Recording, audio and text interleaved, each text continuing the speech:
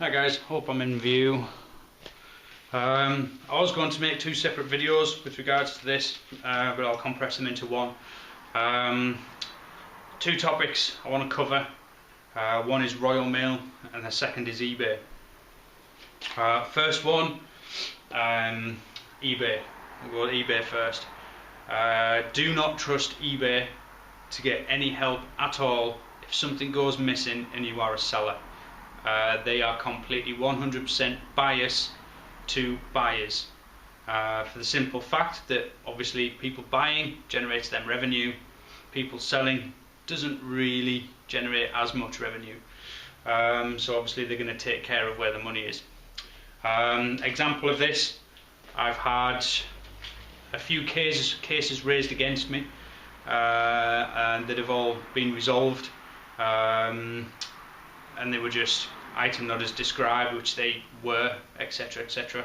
Then all of a sudden I sell a Via Ferrata lanyard for around £35, which was about $52, something like that, plus postage, and I specifically stated that it was second class economy service.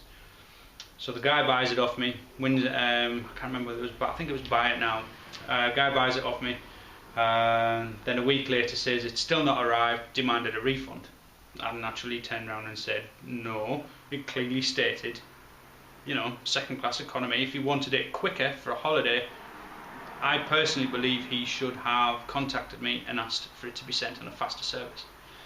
Well, anyway, needless to say, another couple of days arise and a case comes against me. I was unaware of this, went onto my PayPal account and it was showing a negative balance.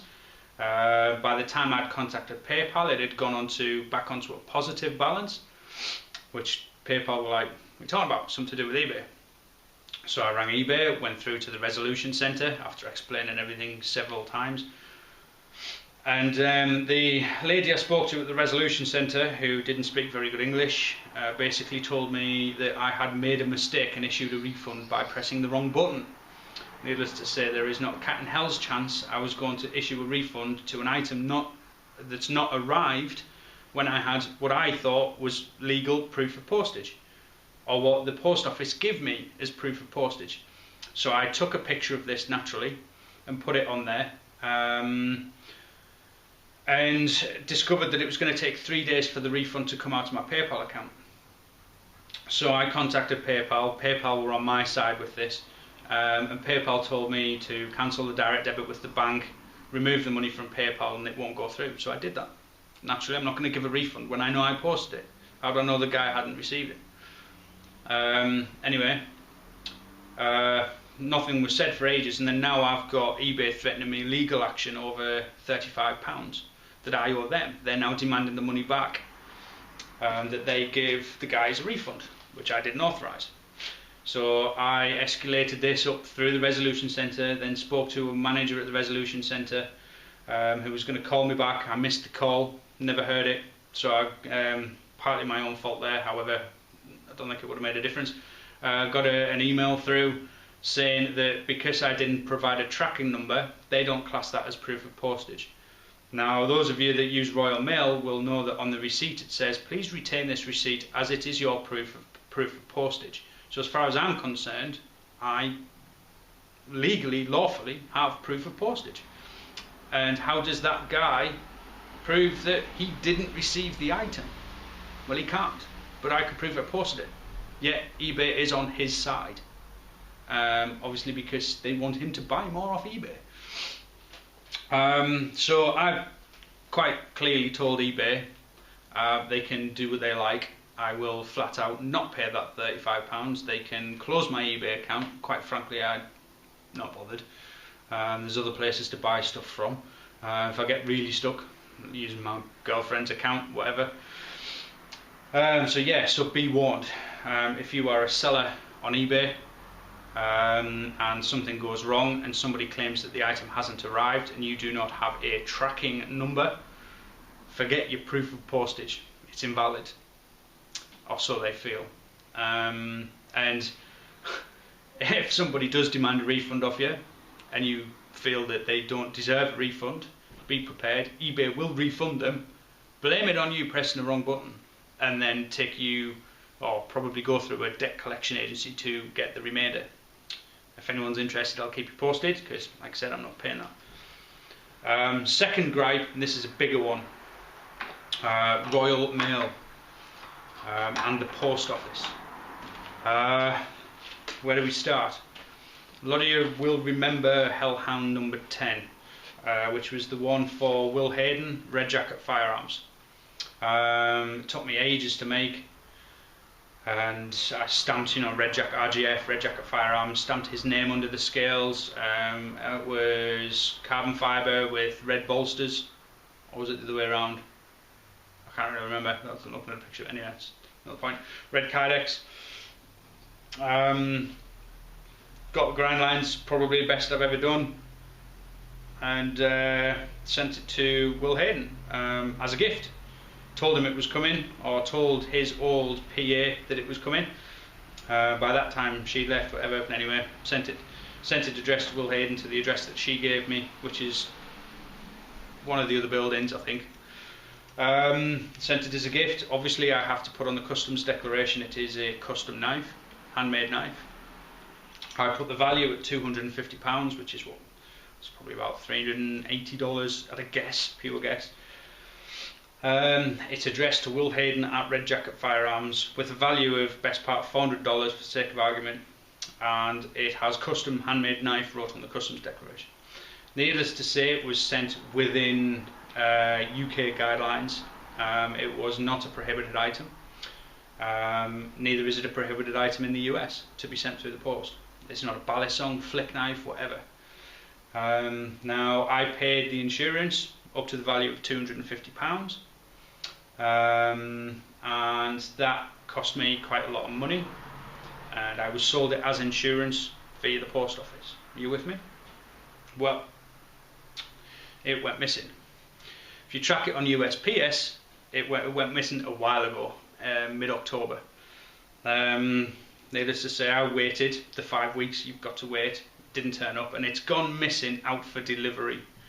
It's gone all the way through US, and it's out for delivery. My personal thoughts are, the guy's gone, addressed to Will Hayden, Red Jacket Firearms, it's a custom knife, worth best part of $400, I'll hang on to that. Might be wrong, but that's how it looks. Anyway, I've tried contacting Red Jacket Firearms, I'm a nobody, they're not interested.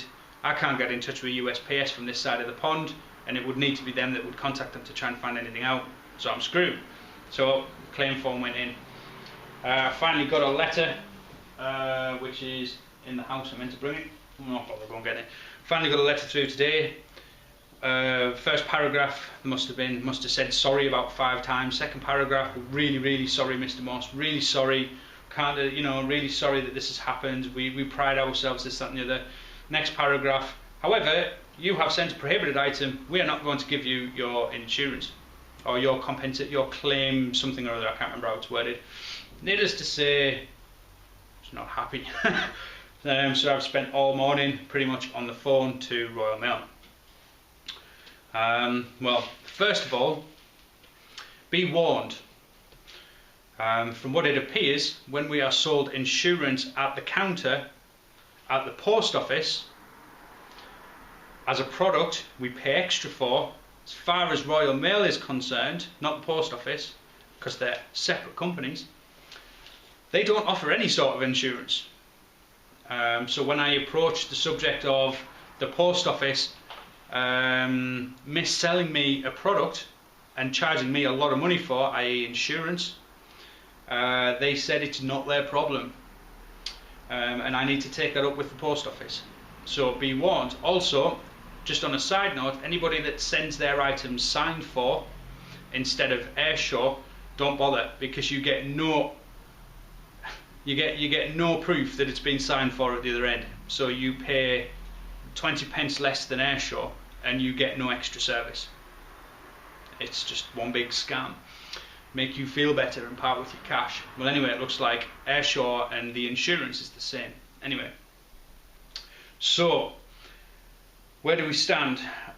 Basically, they tried to obviously get out of it by saying it was a prohibited item, so I rang them. and explained to them it was not a prohibited item. So they tried to tell me that it was a prohibited item in America. So I then went on to explain that it was accepted at the post office with custom knife wrote on it. It had left UK customs with custom knife wrote on it.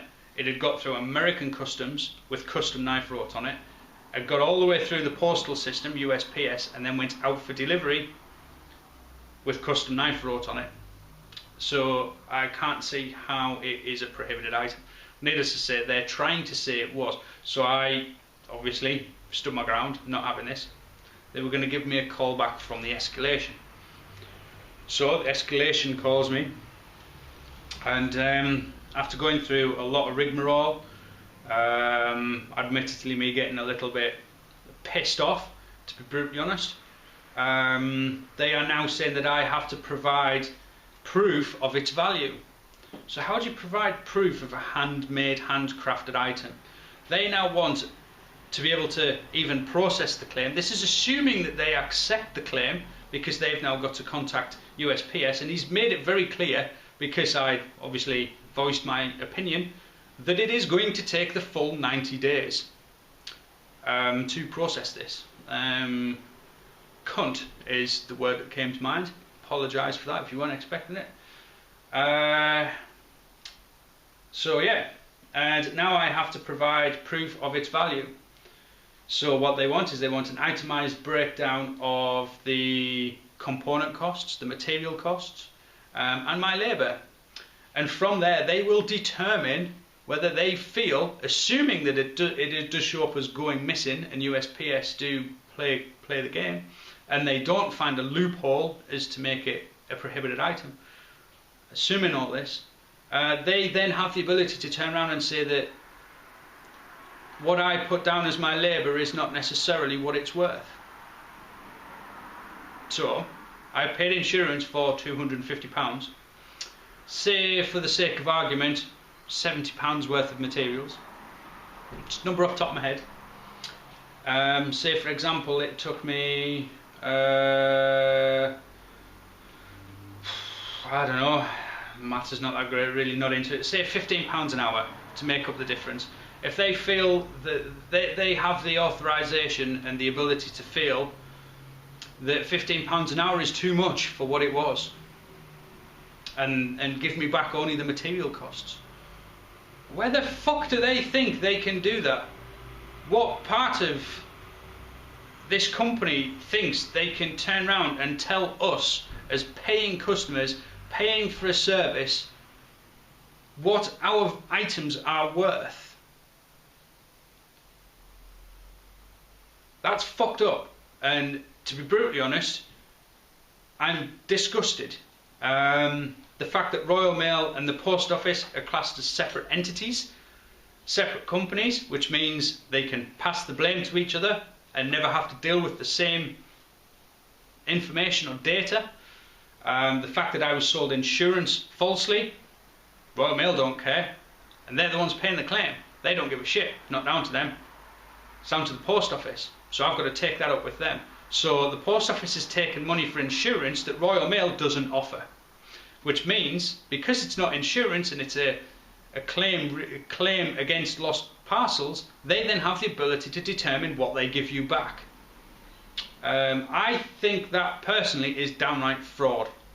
Flat out, simple as, it's fraud. Another one as well. While we're on the subject of Royal Mail, good friend of mine, Mr. Mountain Storm, classic first-rate operator, made me a 410 shell trimmer, which I will do a video on eventually, I promise.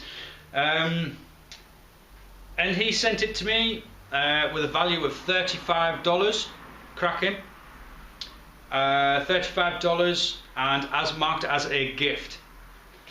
It cost me £13 to have that released, to pay the VAT, to pay the fees, the import duty, to release that from the Post Office. That has nothing to do with customs and excise, but they take money. Well, here's where it gets interesting. I always thought that if it was over $100, then you've got to pay tax even on a gift, which is disgusting. $35. It cost me £12. £12, which is about $20. Bit more, I think. $22 thereabouts. I might be wrong. Maybe a bit less. I think it's a bit more actually. Yeah.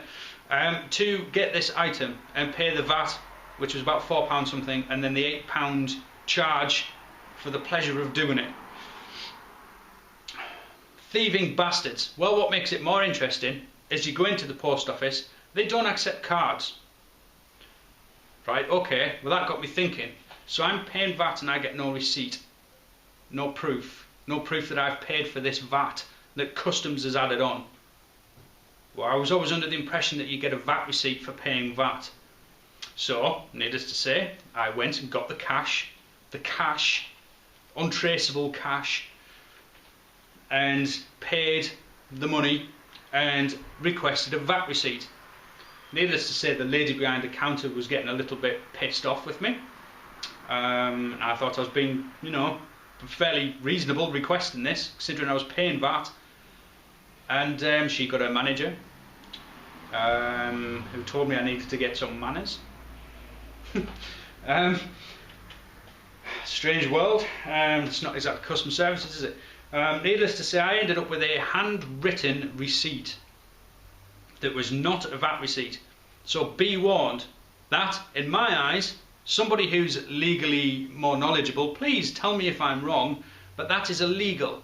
I was under the impression that if you paid VAT for something, you had to receive a VAT receipt in return. Obviously not, according to the post office. Sorry, Royal Mail. Royal Mail, not the post office. Royal Mail, they are separate companies, remember.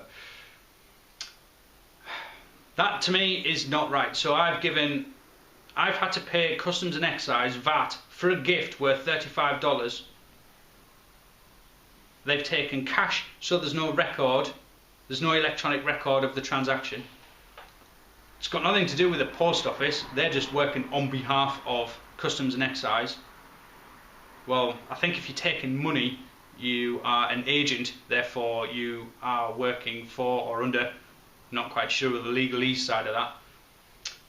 And then to top it off, they won't give you a VAT receipt in return. They give you a handwritten receipt that I had to go through to a manager to get, which doesn't prove anything because it's a handwritten receipt for cash, for VAT, on import.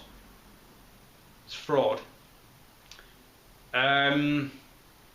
Yeah, so if you're still watching, looks like I'm going to have to go through all the rigmarole to try and get the insurance that doesn't exist, that I was sold for a lot of money by the post office from Royal Mail, who's a separate company, where they are now going to break down the costs and the value of the item and tell me, first of all, there's a good chance that it is a prohibited item, even though it isn't, blatantly isn't, and they'll stand by that.